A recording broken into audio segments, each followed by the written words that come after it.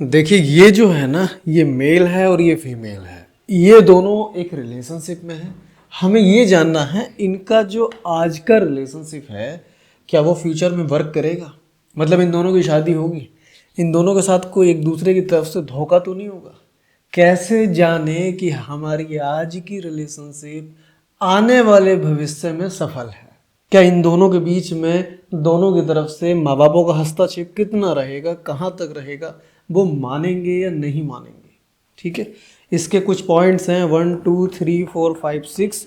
सोचो जरा, अगर आज ही हम ये जान जाएं कि कल को फ्यूचर हमारा है ही नहीं, इस रिलेशनशिप का कोई फ्यूचर नहीं, तो बेहतर होगा हम इसे आज ही ख़त्म कर दें, क्योंकि तलाक से बेहतर ब्रेकअप होता है। और लत को जितना ज़्यादा पकड़ के रखोगे वो उतनी मजबूत होती जाएगी।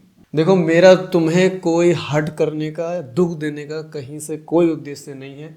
बस मैं तुम्हें जागरूक करना चाहता हूँ कि ये पॉइंट्स अगर तुम्हारे रिलेशनशिप को अफेक्ट कर रहे हैं तो समझ लीजिएगा कि फ्यूचर ख़त्म है। शादी भी हो जाए फिर भी फ्यूचर नहीं। एक कामयाब व्यक्ति वो नहीं होता जिसने कोई अच्छी नौकरी या व्यापार में अत्यधिक धन कमा लिया हो। कामयाबी वो होती है कि तुम उस व्यवसाय को, उस नौकरी को पाने के बाद भी अपने गृहस्थी जीवन में सुखी हो। क्या फ़ायदा होगा उस लाखों रुपए की तनख्वाह का जब तुम गृहस्थी में ही खुश नहीं हो? तुम्हारी बीवी तुम्हारी नहीं है, तुम्हारे बच्चे तुम्हारे नहीं है, तुम्हारा पति तुम्हारा नहीं है। बात समझिएगा, ठीक है? तो मैं शुरू करता हूँ। नमस्कार, मैं हूँ दीपक वर्मा, ठीक है? देखिए, रिलेशनशिप जो होता है ना, ये दोनों एक दूसरे को देखा, हल्की सी बातचीत हुई, बातचीत बढ़ती चली गई, दोनों की तरफ से अट्रैक्शन हुआ और इन दोनों ने बिना एक दूसरे को जाने फ्यूचर का वादा कर दिया कि भाई हम दोनों शादी करेंगे। पर शादी ऐसे हो जाएगी? क्या शादी की बुनियाद यही होती है कि हम दोनों एक दूसरे को पसंद करते हैं? अच्छा, हो भी जाती है तो क्या चल पाती है? अगर शादी इसी मुकाम पे चल पाती है कि हम दोनों एक दूसरे को पसंद करते हैं, तो क्यों माँ बाप जात और करियर देखते हैं? या तो वो गलत है या समाज गलत है ना? चलिए जान लेते हैं। देखो, तुम्हारा रिलेशनशिप आज 3 महीने का है, 6 का है, 1 साल का है, जब तक वो 2 साल या 1.5 साल का ना हो जाए शादी मत करना, ठीक है? ये ध्यान रख लो। जल्दीबाजी में शादी के लिए या तो लड़की कर रही है या लड़का, अगर तुम दोनों कर रहे हो तो कहीं ना कहीं दूसरे वाले के प्रति तुम्हारे दिल में कोई एक ऐसी चीज है, कोई एक ऐसा प्रॉफिट है, कोई अच्छे मुकाम पे है कि तुम्हें हाथ से न निकल जाए। या तुम्हारी उम्र 28 से 29 हो चुकी है, ठीक है? पर मैं तुम्हारी आंखें खोल रहा हूँ, 1.5 साल से पहले रिलेशनशिप जब तक सक्सेसफुली ना चला हो, विदाउट चीट, लड़ाइयाँ सब में होती हैं। पर बुनियाद क्या की लड़ाई होगी? बात ना करना, समय ना देना, या फिर समय कहीं और देना, इन दोनों बातों में फ़र्क है। अगर तुम्हारा पार्टनर तुम्हारी इज्जत ना करता हो, सबसे पहले लड़कों की तरफ से, अगर लड़का तुम्हारी रिस्पेक्ट ना करता हो, ना अपने दोस्तों के सामने, तुमने उसके साथ कुछ किया, वो बता रहा है अपने मित्रों को जाके, वो तुम्हारी फोटोज दिखा रहा है, तुम्हारे माँ बाप की इज्जत नहीं करता है, तो कल को शादी हो भी गई तो वो प्राइवेट कहाँ है? ना तो माँ बाप की इज्जत करेगा ना तुम्हारी। यहीं पे अगर लड़की इज्जत ना करती हो, सपोज करो तुम्हारी थोड़ी सी लड़ाई हुई है और लड़कियां गाली बक रही है, माँ बहन की गालियां बक रही है, तुम्हारे परिवार में कहीं से कोई एक अच्छी उपलब्धि प्राप्त करी, तुम्हारे भाई ने, बहन ने, तुमने गाड़ी निकाली, तो वो जल रही है और गालियां बक रही है। तुम्हारे पिताजी की बात तुमने कोई बताई तो भी उन पर वो गुस्सा कर रही है। अगर अपशब्द भाषा का प्रयोग करती हो, इज्जत बिल्कुल भी ना करती हो, और थोड़े से तुम्हें संकेत मिल जाए कि भाई ये शादी के बाद घर में नहीं रुकेगी, ये अलग ही होगी। अलग सभी होते हैं, पर जो इच्छा बना के आ रहे हैं पहले से, वो कहाँ से अपना है? आपस में लड़ाई हुई बाद में, वो ठीक है, हर किसी को खुश रहने का अधिकार है, पर पहले से ही ये गलत है। तीसरा पॉइंट है कि तुम दोनों में किसी का करियर ही ना हो। लड़का कुछ ना करता हो या लड़का हरामखोरी करता हो, नालायक हो, ना पढ़ा लिखा हो, ना घर पे कोई ऐसी पूंजी जिससे व्यापार कर सके, अच्छा ना व्यापार करने की उसकी इच्छा हो, बस उसने हिसाब लगा रखा हो कि 1-2 बीघे जमीन है, बेच के आराम से ऐस लूंगा। मत करना शादी, किसी कीमत पे मत करना। लड़का कामयाबी का शॉर्टकट देखता हो, गेमिंग कर लूंगा, अरे 2-4 वीडियो बना के पैसे कमा लूंगा। शॉर्टकट जो लड़का देखेगा कामयाबी का, वो बेकार है, क्योंकि कामयाबी का कोई शॉर्टकट नहीं होता। एक समय के बाद तुम दोनों परेशान हो गए, रोटियों को तरसोगे, कुत्ते से बुरी हालत हो जाएगी, ये मैं सच बता रहा हूँ। उसका कारण ये है कि तुम दोनों तो एक साथ रह सकते हो, पर एक साथ खाओगे कैसे? एक साथ जीवन कैसे काटोगे? कपड़े कौन दिलाएगा तुम्हें? कोई बाहरी पुरुष? किसी से कहोगी पड़ोस में कि भाई तू मुझे कपड़े दिला दे, वो बेवकूफ़ है। कोई ना कोई एक प्रॉफिट देखे बिना कपड़े दिला देगा, और जब वो प्रॉफिट देखेगा तो तुम्हारे पति को जन्म होगी। बात समझिएगा, करियर ना होना खत्म। लड़का थोड़े से नशे करता हो, ये मान लो कभी वो ओकेजनली कह रहा है, कभी कह रहा है अभी डिप्रेशन में हूँ, टेंशन में हूँ। टेंशन ही इन चीज़ों से आती है। अगर तुम्हें नहीं पसंद कि नशा करता हो लड़का या लड़की, तुम्हें नहीं पसंद कि भाई थोड़े से भी कोई हमें ऐसा चाहिए जो शराब को छूता भी हो, मत करना शादी। ठीक है, इस बात का ध्यान रखना, क्योंकि झगड़े तुम्हारे होंगे और तलाक की पहली सील झगड़ा होता है। बात समझिएगा। अब यहाँ पे अगला पॉइंट है कि सोचो, लड़का ठीक है तुमसे प्यार करता है, अच्छी अच्छी बातें करता है, पर याद रखो फ़ोन अगर तुम्हारा 1 घंटा 1.5 घंटा चल रहा है ना, तो केवल ये 24 घंटों में से 1.5 घंटे ही तुम्हें मिलने हैं। बाकी के समय उसकी सोच क्या है, बाकी समय वो क्या करता है, चाहे लड़का या लड़की, किसी भी व्यक्ति को अपने आप रख लेना। ये जानना ज़रूरी है कि उसका परिवार कैसा है, वो करता क्या है बाद में।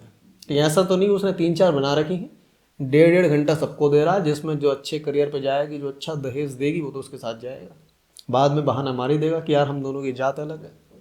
बात समझिएगा। एक पॉइंट और बता देता हूँ, ये भी ध्यान देना कि वो मम्मा बॉय तो नहीं है, कहीं ऐसा तो नहीं है। देखो, माँ बाप की इज्जत करना गलत नहीं है, सब करते हैं और ये ज़रूरत है इस देश की, पर ऐसा तो नहीं है कहीं वो तुम्हें तो खाली बातों बातों में उलझा के रख रहा है कि अच्छे घर की लड़की है, अच्छी पढ़ी लिखी है, अच्छा दहेज दे देगी, और घर पे उसके ऐसा व्यवहार है कि नहीं ये तो भैया बिल्कुल पुरुष है, ये तो घरवाली को पीट देगा अपनी माँ को कुछ कह दिया तो। अगर आप क्यों कहोगे किसी की माँ को, पर अगर बिना कहे तुम पे एलिगेशंस लगे, बात समझिएगा, तो माँ बाप की इज्जत करने वाला हो, माँ बाप की इज्जत करता है ये दिखाने के लिए घरवाली को ना पीटे, ऐसी उसकी सोच ना हो। अगला पॉइंट है इसके अंदर कि तुम दोनों जब झगड़ते हो तो समझौता होता कैसे है, तुम झुकती हो या वो, ये लड़का झुकता है या लड़की, या कोई बाहरी पुरुष आता है, बाहरी कोई लड़की फ्रेंड आती है तुम्हारी, ये सोचना एक बार। अगर तुम दोनों खुद में झगड़ गए, किसी एक की बुद्धिमानी से आपसी समझौता कर लेते हो तो ये रिश्ता उत्तम है। लेकिन तुम दोनों को जोड़ने के लिए कोई बाहरी व्यक्ति आ रहा है, किसी एक को झुक के माफ़ी मांगनी पड़ रही है, ख़त्म है। क्योंकि झगड़ा हुआ ठीक है, 1-2 दिन बात नहीं हुई, लेकिन शुरुआत कैसे हो रही है? क्या जिसकी गलती नहीं है वही झुक रहा है? अगर झुक रहा है तो ज़िंदगी भर इस समझौते के लिए तैयार रहना, क्योंकि वो नहीं झुकने वाला। आज रिलेशनशिप में तुम्हारी 10% लड़ाइयाँ हैं, तो शादी के बाद ये 90 हो जाएंगी, क्योंकि अभी तुम 1.5 घंटा रह के साथ केवल एक फ़ोन पे झगड़ रहे हो। कल को तुम पूरा जीवन एक छत के नीचे दोनों रहोगे। आज 1.5 घंटे में अगर 20 मिनट लड़ाई हो रही है, तो आने वाले 24 घंटों में कितने घंटे लड़ाई होगी, बात सोचिएगा। और वहीं अगर तुम दूसरे की गलती पे भी खुद झुकाए जा रहे हो, खुद ही माफ़ी मांग रहे हो, तो सोचिएगा कैसे चलेगा। या तो तुम समझौते के लिए तैयार हो कि मैं ज़िंदगी भर गुलाम बन के रह सकता हूँ या रह सकती हूँ। अगला पॉइंट है जो कि बहुत इंपॉर्टेंट है, और वो है, 1 मिनट रुक जाओ,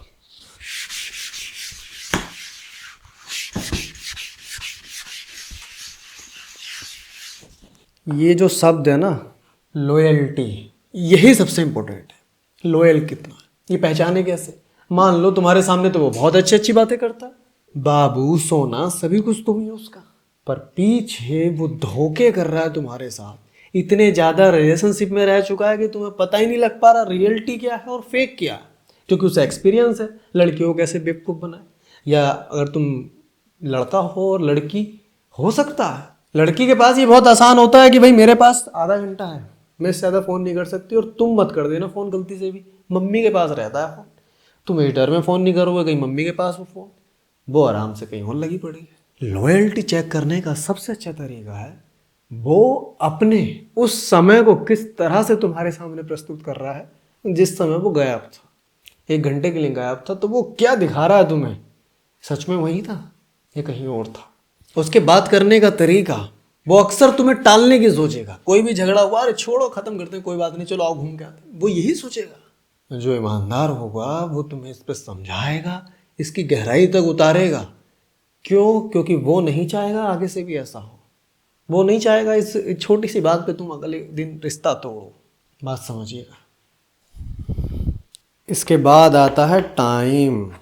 तुम दोनों एक दूसरे को टाइम कितना देते हो। देखो कोई लड़की प्यार में पड़ती है ना, बहुत टाइम देती है, लड़का पड़ता है वो भी। इन दोनों के पास मानो समय नहीं है, दोनों अपने अपने कामों में व्यस्त हैं थोड़ा सा, पर टाइम ना देके भी पीछे वो यही सोचेगा कि वो क्या कर रहा होगा, वो क्या कर रही होगी।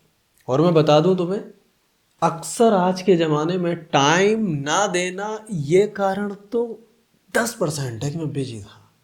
80 से 90% तो टाइम कहीं और दिया जाता है। उसका टाइम टेबल शेड्यूल मांग लो एक बार, लड़की हो या लड़का, तुम करते क्या हो पूरे दिन, ये बताओ कहाँ गया था ये टाइम। वो बता पा रहा है अच्छे से पूरी व्याख्या करके। मान लो कोई ऑफिस वर्क करता है, कोई तैयारी कर रहा है, तो ठीक है भाई, उसकी मजबूरी है, पर तुम उसी से रिलेटेड अगर सवाल पूछोगे क्या हुआ था आज ऑफिस में, वो बातें घुमा रहा है, सब ठीक था, नॉर्मल था, ये जवाब नहीं होते। आदमी ना खुशी से, औरत भी खुशी से बताती है कि आज पता क्या हुआ था, क्योंकि जब तुम पर बातें ही नहीं होती, 1 घंटा बात करने में 10 मिनट में तुम्हारे हाल चाल, खाना पीना खा लिया, सब खत्म। बाकी के घंटे में तो तीसरे व्यक्तियों की बातें होती हैं। फला ऑफिस में ये हुआ था, आज घर में ये हुआ था, हमारी मौसी के उधर बालक हुआ था, दुनिया भर की बातें हो जाती हैं। एक दूसरे को टाइम कितना दे रहे हो, और वो सच में रियल टाइम है, कहीं ऐसा तो नहीं बचा हुआ 4-5 से आधा घंटा तुम्हारा है।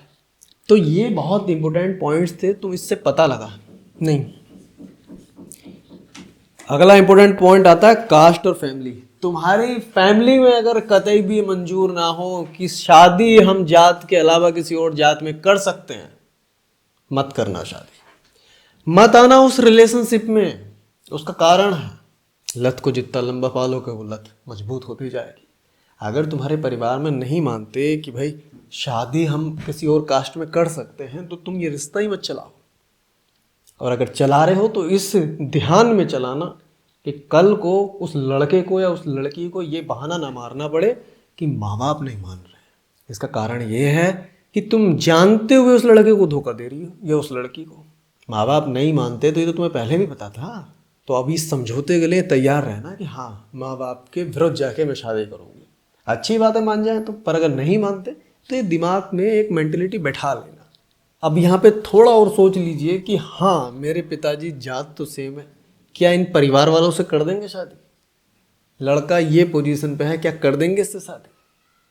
अगर नहीं तो रिलेशनशिप में रह के लड़के के साथ उसका साथ दीजिए, उसकी मदद कीजिए और कामयाबी तक पहुँचाइए ना। प्यार में तो बहुत ताकत होती है, करिए ये काम। रिलेशनशिप में जितने भी रिश्ते चलते हैं जो आपस में जुड़ नहीं पाते, उनके 3-4 मेन कारण हैं। या तो लड़की लड़का में से एक धोखा दे जाएगा, कहीं और अच्छा दहेज मिला, कहीं अच्छी लड़की सुंदर मिली, क्या हाँ लड़का कहीं और अच्छा कामयाब मिला तो वहाँ शादी कर ली। किसी के कास्ट की वजह से माँ बाप नहीं मानते तो शादी टूट जाती है, या वो रिलेशन ही नहीं बच पाता, क्यों कि बीच में चीट हो जाता है। और एक छोटी सी बात बताऊँ मैं तुम्हें, अगर लड़का तुम्हारे सामने रो रहा है ना, रियल वाला, तो समझ लो शादी के लिए उत्तम है वो। कहते हैं बच्चे के पैर पालने में दिख जाते हैं, क्या करेगा ये। वैसे ही रिश्ते में चलते हुए लड़की की सारी बातें लड़के को पहले ही पता लग जाती हैं कि ये शादी के बाद मेरे साथ रहेगी नहीं रहेगी, माँ बाप की इज्जत करेगी नहीं करेगी, अलग रहेगी, फैमिली के साथ जुड़ के रहेगी, खाना बनाएगी नहीं बनाएगी, ये सब बातें उसे पहले ही पता लग जाती हैं। वो तो लड़के ड्रामा करते हैं कि हमें पहले नहीं पता था, ये मैं रियलिटी बता रहा हूँ। मुझे यकीन है तुम्हारी आंखें खुल गई होंगी कि इस पे तुम अब रिलेट कर लेना, तुम्हारा रिश्ता आगे चलेगा या नहीं चलेगा, भाई इतना सोच लेना, क्योंकि सारी बातें तुम्हें पता लग चुके हैं। अब तुम देखो क्या क्या चीज़ें इसमें हैं तुम्हारे रिश्ते में या नहीं है। ठीक है, नमस्कार, मिलता हूँ कल नई वीडियो, ध्यान रखिएगा आप।